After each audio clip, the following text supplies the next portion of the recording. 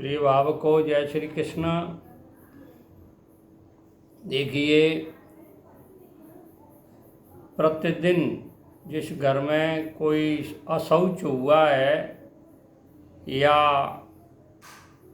अग्नि कब नहीं देनी चाहिए या क्या करना चाहिए, अग्नि होनी चाहिए कि नहीं होनी चाहिए। देखिए, अशौच मृत के दिन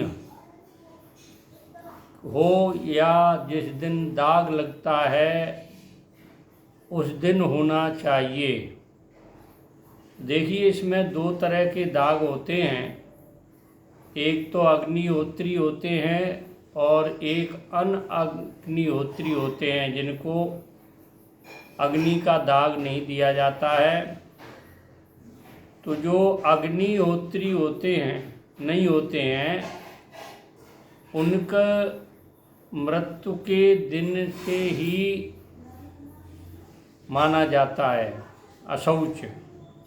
यानी जिस दिन मृत्यु होती है उस दिन से ही माना जाता है। और जिनका दाह संस्कार अग्नि में होता है उनका उस दाह संस्कार के दिन ही माना जाता है अशौच। यानी जिनका अग्नि में दाह संस्कार नहीं होता है उनका उसी दिन अशौच माना जाता है। यानी अशौच का मतलब है सूतक, उस दिन से ही माना जाता है।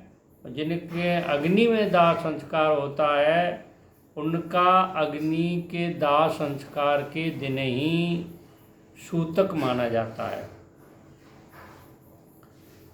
अशौच कब होता है? देखिए, इसमें दो तीन धारणाएं हैं। एक धारणा तो ये है कि 2 बजे तक, यानी 2 बजे तक, अगर रात्र को 2 बजे तक अगर मृत्यु हो जाती है तो पूर्व दिन का सूतक माना जाता है। अगर 2 बजे के बाद में मृत्यु होती है तो अगले दिन का सूतक माना जाता है। एक तो तथ्य ये है। दूसरा तथ्य ये है कि रात्रि में सूर्योदय से पहले अगर मृत्यु होगी तो उसी दिन सूतक माना जाएगा। यदि रात्रि के में होती है तो अगले दिन का सूतक माना जाएगा। एक धारणा ये है, आधी रात तक अगर कोई मृत्यु हो जाती है तो पहले दिन का सूतक माना जाएगा। आधी रात के बाद, मतलब 12 बजे के बाद अगर कोई मृत्यु होती है तो अगले दिन का सूतक माना जाएगा। ये सूतक के बारे में अवधारणा है। श्राद्ध कब करना चाहिए,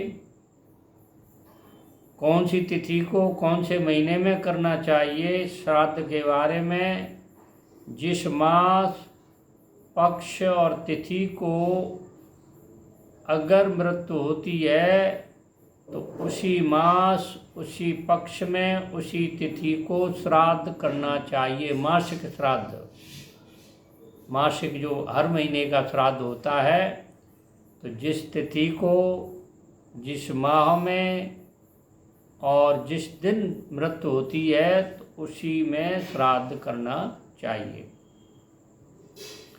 मुंडन संस्कार कब करना चाहिए? मुंडन संस्कार में सभी कुटुंबियों को 10वें दिन मुंडन संस्कार करना चाहिए। और जो दाह क्रिया करता है, दाग देता है, उसका उसी दिन दाग वाले दिन भी मुंडन हो जाता है और 10वें दिन भी उसका मुंडन वापस होता है। जिस घर में सूतक है, क्या क्या नहीं करनी चाहिए, क्या क्या कार्य नहीं करने चाहिए, इसके बारे में मैं आपको बता रहा हूँ। नंबर 1, मंत्र पढ़कर न आशीर्वाद दें और न मंत्र पढ़कर आशीर्वाद ब्राह्मण से लें, यानी मंत्र बिल्कुल नहीं बोलने चाहिए, मंत्रों का उच्चारण नहीं करना चाहिए, यानी मंत्र का उच्चारण बिल्कुल मना है। स्वस्ति वाचन नहीं करना चाहिए, पुरुष सूक्त का उच्चारण नहीं करना चाहिए। संबंध अगर उससे मरने वाले से जो संबंध है, पिता का, पुत्र का, दादा का, दादी का, वो संबंध भी नहीं कहना है, या ना दादा दादी कुछ नहीं कहना, पिता माता कुछ नहीं कहना है, केवल प्रेत कहना है, प्रेत। तो संबंध का उच्चारण नहीं करना है, प्रेत शब्द का उच्चारण करना है। और शर्मा, बर्मा, जाति वगैरह कोई उच्चारण नहीं करना।